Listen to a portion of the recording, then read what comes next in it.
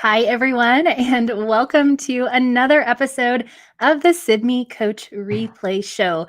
This is Season 2, Episode 2, and I'm so excited that you are listening or watching with us, whether this is live or you are catching us when it's a time more convenient for you. I want to welcome you to the show. I'm super excited today because I've got two of my best friends and colleagues. We were just laughing a minute ago because I was like, before we go live, I need to catch my breath because I just ran up the stairs to put on some powder and ran back down and I'm out of breath. And so we were all trying to pull ourselves together right before the show. But let me introduce my friends. They've been on the show before. We like to call ourselves the Sibme Moms. It's not all of the moms here at Sibme, but we've from our main departments. And so Jennie Selfridge, Lindsey Smith, welcome to the Coach Replay Show Season 2. Hey, Cory. Thanks for having us. Thanks, Cory. Hey, Jennie. Yeah. So today I've asked y'all to come back on the show and talk with me a little bit with our educators, our listeners, about how, as educators, what are some tips and things we can share with families who have online learners, maybe because everybody is remote at this time, or if your district maybe gave the option like mine did. But how can we help our families, our guardians, our parents feel successful in their role in supporting at-home learning? I know it's been a big question. We've seen a ton of these questions come in from our friends and family members, as well as a lot of the educators that we work with are trying to figure out, in addition to how they can support learners, what tips can they give to families? If you've been on Pinterest or any Facebook or any social media, you've probably seen a lot of pins and posts about checklists and these really beautiful, hyper-organized, color-coded, color-coordinated spaces that are kind of flooding your feed here. And it's because a lot of people are looking at, do I need a school desk? Do I need chairs? What types of things do I need? And while those things are awesome, they're not always practical or functional for learning from home. So we're going to kind of help families, or if you are a parent yourself looking at how to support this, we've got some tips for you.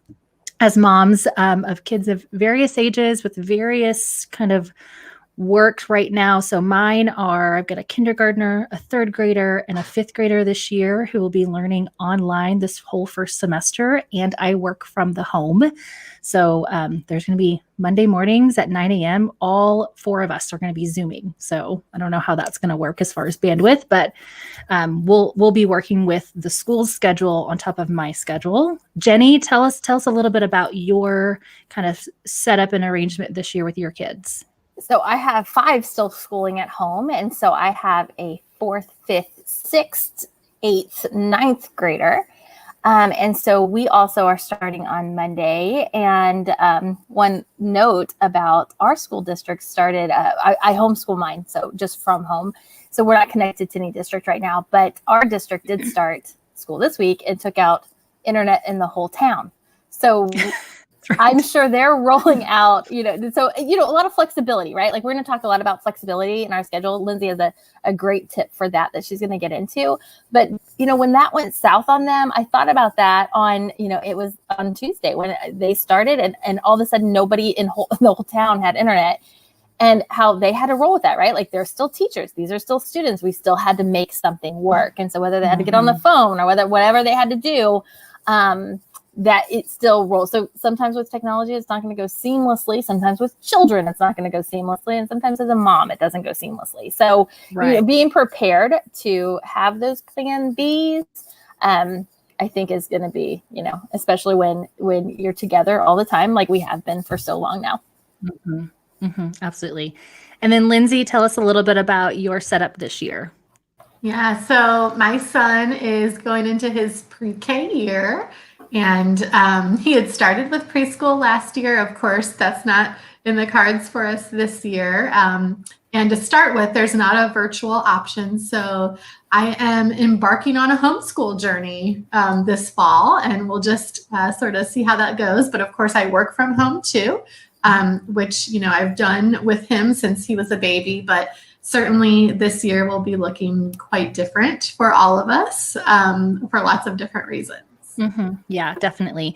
And I did the preschool from home, working from home thing with my now kindergartner last year. And it was interesting to kind of keep her engaged on that preschool curriculum. And I think it makes a difference on if you're homeschooling or there's a little bit more flexibility on the pace and place that your students do it versus it sounds like this year our districts, we start Monday, will be much more structured and there'll be specific times that they have to log in and do specific things throughout the day instead of just like a morning meeting and an afternoon meeting. And so that's another complexity within our schedule. So we're definitely going to talk about scheduling it all and helping where we can, what are tips for parents to help their learners be independent and successful as possible, and then also the role that they can take with supporting them. But I want to go back to, again, when I was kind of looking for some ideas and thinking, okay, this feels a lot more permanent this time around. In March, it felt like this is just like, we just got to get through this month and then we'll be back in school. And then it was, okay, another month. And all right, we'll go through the summer and then next fall we'll be back to normal. Well, feels a lot more permanent now. So I was kind of looking and thinking, and I've talked to Jennie and I talked to Lindsey about some ways that I think now that I'm kind of settling into, all right, this is going to be our norm for at least the unforeseeable future. What are some things that I might need to, like I talked with Jennie for a long time about maps and I was like, I'm going to get a wall map. And she's like, well, I've got a placemat. So then they can put it away and they can take it out. And I was like, genius. But we're all kind of looking for these things. And again, Pinterest is full of these really gorgeous rooms that have been transformed into a homeschool room. And so let's start there with the learning space. What really needs to be in a home learning space? Ladies, do y'all have any tips for that? I would say for us, we work all around the house. I mean, and at this point with us being kind of quarantined in our homes a lot more, finding different spaces so where they're not working the whole day in one space. And so that's very helpful. They also like to work together at the dining room table, or they like to work with me while I'm working. But being flexible with those spaces. And in terms of needs for things, just like with the map on the wall, like it's nice to have a map on the wall, but there's also a placemat of the presidents and the multiplication table. Like placemats are a big thing around here. And so being able to have those kind of things that they can tuck away, because another thing is you don't want your school to become your whole living room, dining room, house. And that's very easy. I know, Cory, you'll talk a little bit about putting things away at the end of the day, because you don't want to feel like it's here all the time. Kind of like when you made that transition to work from home and all of a sudden you were working all the time because it was right there in front of you and available. And you kind of don't want to do that to them with school because they don't want to see school all day long. Definitely. Yeah, I think maybe I just sort of needed, my son responds well to not having one specific place that we work all the time, just like for me in my work or for him with school stuff. So we like to kind of move to different rooms and different spots like throughout the day. It just helps kind of keep it fresh for us, honestly. But I do think there's value in supplies having a spot, and then you can move those supplies throughout the day if you need a change of pace or whatever.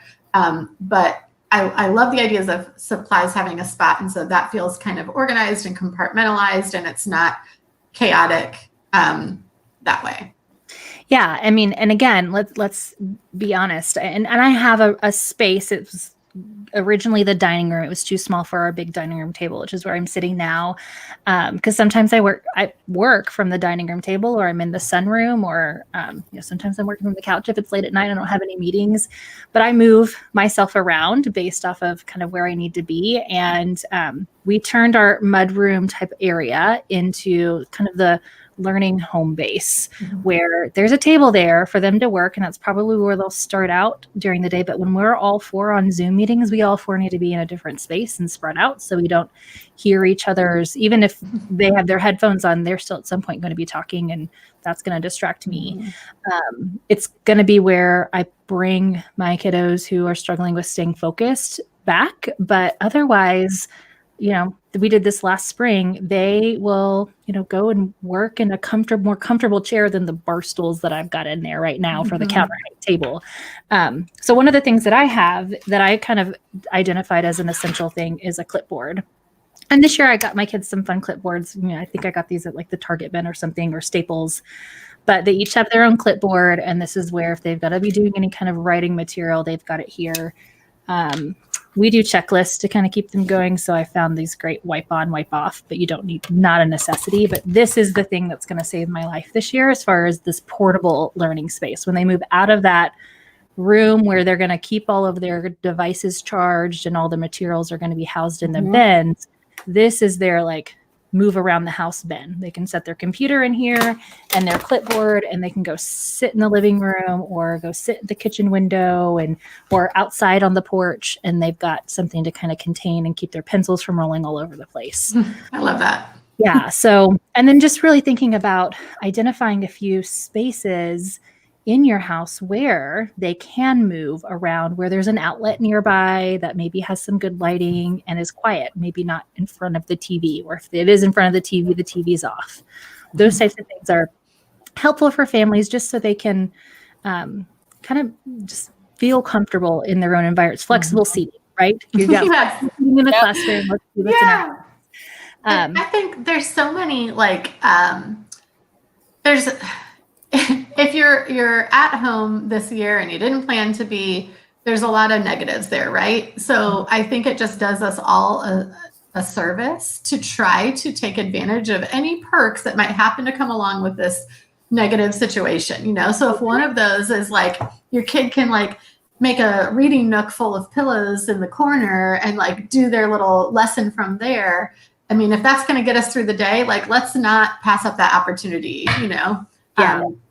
And my 8-year-old, we just got her a new bookshelf in her room because her old one was, running out of space. And we found this free one from a friend who was like, the paint's peeling. So we sanded it and we painted it and we put it in her room, and she organized all the shelves really cute. And so she's like, can I sit here and do my Zoom meetings with that in the background? So it looks like they can see my room library. Oh, cute. Sure. She's proud of her space. I think that's important too. If kids are going to have to turn on their cameras, we want to make sure they feel comfortable. And so the space, having some good spaces behind them, or me as a mom, if they're going to work in the kitchen, I'm like, okay, the window has to be behind you because don't you dare show anybody how dirty that counter is this morning. Right. I need people to feel like I got it put together. Okay. So just kind of thinking through some of those and identifying them. We used to do that in school world back in the day. The librarian at all of my kids' schools have always sent home kind of a social contract of, all right, we'll be taking home our library books for the first time next week, and identify a spot where you're going to keep that library book, a safe place, write it down, make sure that when you're done reading it, it goes back to that spot. It might be your backpack, it might be your nightstand, but know where you're going to keep that book and keep it safe and out of hands of others. And so that's pretty much the same thing to do here. I think if as teachers, we can help families know like, hey, you might want to think about a few spaces in these first few days that work well and the spaces that don't work well, and talk with your kiddos about that. So then the next big topic that a lot of people struggle with it, and I'm still working it out. Sometimes I'm on top of it. Other times it's just not working for me is time management, and this idea of kind of like scheduling our day for at-home learners. Now, Jennie and Lindsey, you're both homeschooling, so you get to determine the schedule for your kids, and can they kind of have them flex around your work schedule. I have 2 schedules. I've got their specific schedule they have at each of the 3 grade levels, plus mine, that will be kind of each week having to review and see like, where can we find some time together where we're not all in a meeting? And So what tips do you have for folks around scheduling through the day? Well, I have this, I've just sort of arrived at this memory that's helping me right now with my scheduling. I think it was actually just chatting with Jennie one day after work, and we were both kind of like, oh man, how are we going to make this work? And we were talking about schedules, and we need to kind of try to build a daily schedule, but we were both talking about the challenges with that when both like the school and the workday, have some unpredictability with them, and not every day is exactly the same. And I just had this flashback to when my son was a newborn, and I, of course, actually even prior to him being born, I was reading all of these different newborn care books, and some of them were real like, you don't need to have a schedule. And I was like, oh, that's not me, and then That's crazy stuff. Yeah, like heart attack, and then some of them were like, this is the schedule and you cannot deviate from it. And I was also very stressed out by that idea. And then I found this one that was exactly it appeared to be a good fit for us. And then it really was. And it's called Moms on Call, and I recommend it to every new mom. They have these very clearly laid out schedules, and they, have it for every little stage of development through that time. But their whole philosophy is, here's the schedule, and on most days you should try to hit that schedule. But you should also not let it completely ruin, or rule your life. And if you end up, lunchtime gets, this feeding gets pushed back, or this nap time gets pushed here, or it gets shorter, or whatever, that's okay. And you just roll with it that day. And if that happens, a couple of times throughout the week, that's still okay. But the whole idea is that you can only successfully deviate from a schedule. And you should deviate sometimes, but you can only successfully do that if you have a norm to return to after that deviation. And that was just such a help to me when I had a newborn. But remembering that and applying it to this idea of working and school, and even if it's just talking about as a teacher, preparing your families to prepare for what this virtual school day might look like, I think just giving that allowance, like structure is important, and you should have structure because it makes sure that you hit all these important things and that you've identified the best times to do those things. But recognizing that every day is not going to look like that. And also recognizing that you can go back and attempt that the next day, So that's where I'm trying to land mentally with that right now. Right. Jennie, what's your approach to scheduling with all of the different individuals in your household who need to be on task at different things throughout the day, plus your work schedule?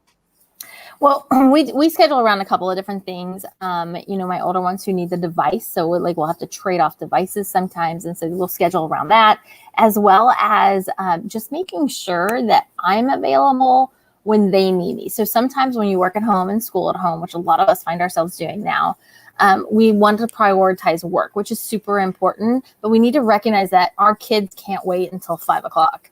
And so we need to have those times in the days that prioritize them. So I know Cory and we have talked about blocking our lunchtime. So we do some school at lunch, and we always eat lunch together. You eat breakfast together. Like those meal times make a great time to just check in with your kids, make sure they're on task. And also learning, it's a skill. Like working at home is a skill. Just like if you came from an office to home and all of a sudden you're like doing laundry in your workday and stuff, you had to realize at some point you can't get it all done. And so figuring out what are those things, and of course, those kid things are going to have to rise to the top, right? Of what is it I need to do with my kids during the day while still getting work done. And so prioritizing those things help. And then I block those off my schedule, and then I can work around those times. But even when I'm working, they can be at the table with me. They can stop and ask me questions. There's certain times they can't, but for the most part, I can still be available. But as they get older as well, they're not they don't need me near as much. And so that's helpful too. Yeah. And one thing that I learned from you, I think my first attempt at a schedule was, I started out with kind of these like big blocks, and then I was like, and then from 8:30 to 8:45, we're going to have a family meeting, and then we're going to go for a walk from 8:45 to 9:00. And then I had this and it was all color coded, and I still use that kind of structure, but I've lumped some things together. So that way, we might do our meeting about our day, just kind of laying out our day together, which is a really great skill to teach your kids to do. So some of these things that you might not have done in the past for yourself, but you find that because you've got multiple people, you're needing to do these are going to be things that are going to be helpful for everyone. But I strongly recommend having a time in the morning, and then lunchtime is my other time throughout the day, just to say, what are we tackling this morning? Okay, today's your morning meeting day. So some of my kids last year met every other day for a morning meeting at 10, while another one met every day. The same is going to be true for my kindergartner. She's only half day kindergarten. And so I got the schedule yesterday from the kindergarten teacher that they'll have a whole class meeting at 9 and a whole class meeting at 11 for their half day. And then in between that, she'll be meeting in small groups with them. And then there's going to be times where they will be offline, like off screen, and doing some work. And she was very great at saying, like, they're kindergartners, so their attention span is, about the same as their age in minutes. And it's okay if they're not staying on task. Like, they need to have breaks and they need to move around, and please feel free to let them do that throughout the day. And if you're having trouble keeping them kind of on task and feeling like they're maybe falling behind, let me know. So I thought that was a really great thing. So as educators, those are things we can tell families that here's the times that you can make sure you put on your, like, these are my priorities as an educator with your students. We need Monday morning meetings. Our district has also said, get logged into that Zoom meeting 5 minutes before the class meeting starts, so you're not showing up a little bit late. Gives you a 5-minute window to be late. And then so we can all kind of start right on time. And so I think those things are helpful. And just, again, letting families know that our expectation is not that the kid's going to be glued to their screen all day long, that they do get to move around, because some of our families don't know that, right? Some of our parents aren't quite sure about what those expectations are. And one thing I really recommend, yeah, go ahead. To note, Cory, of what you just said is, because you have multiples that need to be doing multiple things, a master calendar. Yes. You need to know when because if you leave them all separate, I've noticed, at least with mine, if I leave them all separate and I don't know what each one of them are doing next to each other, that's when, like, the devices get messy, or those kind of things, or I'm busy on a time I need to not be busy. So just seeing it all at a glance on one master calendar is super helpful as you're prioritizing. Yeah, definitely. Lindsay? Oh, I was just going to say, I was talking to a good friend of mine who just started virtual learning this week with her 3 kids. And so her husband is working from home. She's, doing virtual learning with all 3 kids, and they are in different grades and have different schedules. And she was like, well, this week did not go well. It was crazy. And she's like, I was feeling this all rest on my shoulders in terms of how to problem solve this. And then she had the epiphany, like, hey, this is a family issue, and I should invite these kids of mine in to helping to come up with solutions around this. And I think as educators, that's a great thing to remind and encourage families to do, because number one, that helps out the person who is sort of the ringmaster, right?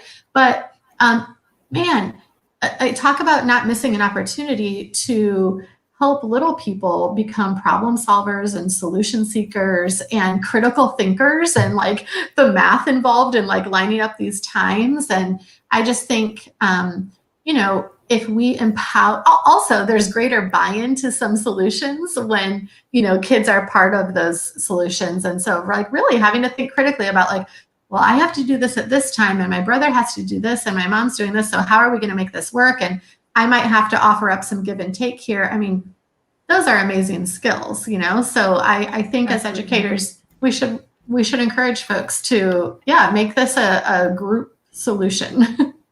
Absolutely. Yeah. And I think, as educators also coming back and kind of reevaluating at the end of the first week, at the end of the second week, maybe that's a survey I send out to families. Maybe that's just a conversation I have a whole group with my class. How's it going? How are you managing your time? Where are you finding it's hard to focus?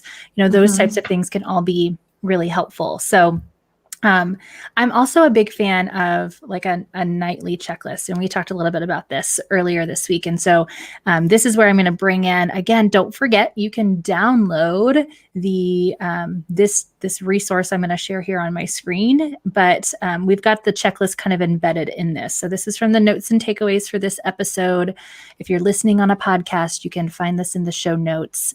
But one of the things, we've got some of our tips, we're going to talk about supporting learners in a minute, but things at the end of the school day, if you're doing virtual online learning, these are good things to remind parents to do. Maybe this is the thing that you share with them, is make sure that, do a quick check, or have your student check through and make sure they've, submitted all their assignments online, or completed everything they were supposed to do for that day.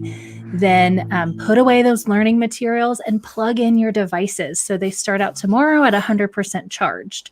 And then take a look at that schedule and think about, is there anything different happening tomorrow? Maybe I have a meeting on my calendar during a time when I'm usually needed with my kindergartner. So how are we going to, as a family, come together and make sure she has the support she needs if I'm going to be in a meeting, or, any changes that we might need to make to that day because we've got a dentist appointment or something like that.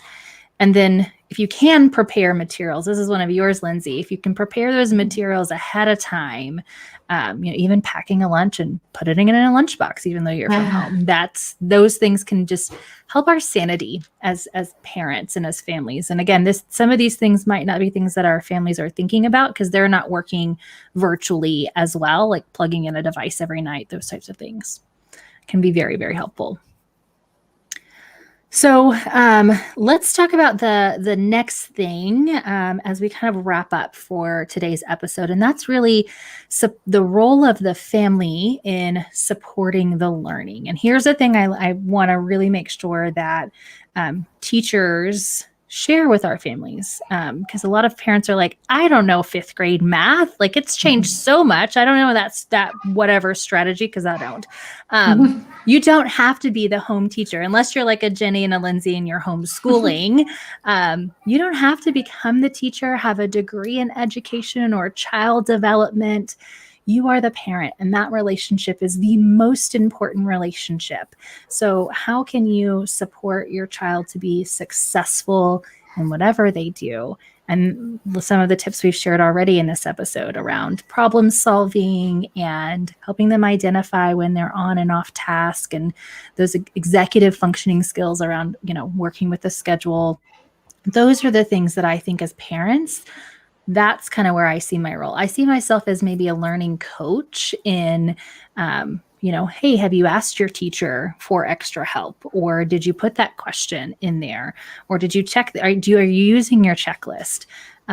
I don't have to necessarily understand the content and know the content, and it doesn't work in my household. I can teach many kids. I cannot teach my own kids, at least not this stage in my life or their life. They're like, Mom, what do you know for real? Where are your credentials? Yeah, exactly. Mom, how about Dad teaches me these angles today? So that's fine, whatever. But like, it puts a ton of pressure on me if I do feel like I have to know those things. So last semester, especially, I, at the beginning, would email the teacher, and then I started saying, you know what, my kid's in 4th grade. He can email his teacher through the Schoology instead of getting an email from me. So kind of helping them be self-directed and independent and seeking out support as well is really where I kind of focused in. What do y'all think about that role in supporting the learning from home? One thing I think that you made a really good point of the other day, Cory, was that this is going to be new to a lot of teachers, and that there needs to be a lot of grace given towards the teacher. They're going to be doing the best they can. There's going to be a learning curve for them. Lindsey and I taught virtually after teaching in a regular classroom for years. And that transition from a classroom to a virtual classroom is a pretty big learning curve. And so giving them kind of the grace and the space to kind of make mistakes and to try something different and to have to, amend it and try something new. But then also for your learners, this is the first time your learners are learning from home, it's hard to kind of make that transition in your mind that this home life, which is usually a lot more casual and maybe less structured, is all of a sudden the place where I also have to get things done. And so giving them that grace as well to not always do it right the first time, and to, as they gravitate towards other things instead of school, that's just what they're used to at home. And so giving grace to both the teacher and the learner as we start off and start making those patterns of good learning at home. Yeah, definitely. I love that, Jenny. And Cory, I love your suggestion. I think when you talked about teachers proactively seeking feedback from families periodically as this time period continues, and checking in and asking, what's working, what's not working, what suggestions might you have? Because I'm on this side of the screen and you're on that side of the screen. What thoughts or ideas do you have? I think number one, that's just going to help everybody get to the best possible place. And number two, I think families, right, are more likely to extend that grace when they know that you're seeking solutions and you're seeking improvement. And I think, so an encouragement to teachers would be to, create a form and ask people to submit feedback and ask what's working as well as not what's working, as well as, what is not working, because you're going to want to know those things too, and they're going to want to tell you. But also to administrators to give teachers the flexibility in the room to be able to adjust things for their families accordingly. So to maybe not have such a prescriptive school-wide schedule that it doesn't allow teachers to actually implement some of the feedback that they might get. Yeah. I think definitely we want to open that door. We're going to get feedback as educators anyway, because parents are just like us, looking out for the students' best interests of their own child. But if we open up that door and give them a place, like, fill out this form, you can email me, but this form I'm going to send out every 2 weeks as we get started, just so I can remind you in case you hadn't had a chance, because we might only hear the negative pieces if we say, email me if you see a problem, right? We also want to hear what is working, so I can make sure that as I change what didn't work, I don't take out the thing that was working. Yes. So yeah, I think making sure that we open that up. And again, we want some consistency for families. That's going to help them be successful. So let them know where that consistency is, where those priorities are as far as when they need to be online or when things are due, and then give them a space to also be able to ask questions and be constructively engaged in this transition process, because we are still very much transitioning. This is no longer online emergency teaching. It's much more intentional, but it's still a learning curve. Everybody's a new teacher this year. It really is. So, all right, ladies. Well, I want to thank you so much for joining us today and sharing some of your insights as former virtual teachers, as parents of kids who are learning from home at different levels. I know I lean on you two a lot as we talk about the things that are going well and not so well and where I need tips. And so I'm excited that the audience today got to listen in on some of your wisdom. So same back to you, Cory. Yeah. We don't have it all together, but we can at least tell you what doesn't work. So that's right. We can keep our kids from showing the kitchen counter. That's right. I don't know if anybody noticed, but I did snap a couple of times that my two girls came in and they were arguing as they walked in, and I was like, hello. So, we by no means have it completely together here as Sibme Moms, but we're working on it. So we're all just trying to make it, but it's so nice to find a community of people who are also trying to do that, and we can kind of be in it together, Yeah, definitely. All right, ladies. Well, I will see you all soon. And we've got a couple of meetings together throughout the day. Everyone else, thanks for joining us today for season 2, episode 2 of the Coach Replay Show. Again, you can download this week's notes and takeaways from learn.sibme.com. Find it in the show notes if you're listening on the podcast. Ladies, I'll see you again soon. Thank you. Thanks, Cory. Bye-bye. Bye, everyone. Tune in next week for another episode.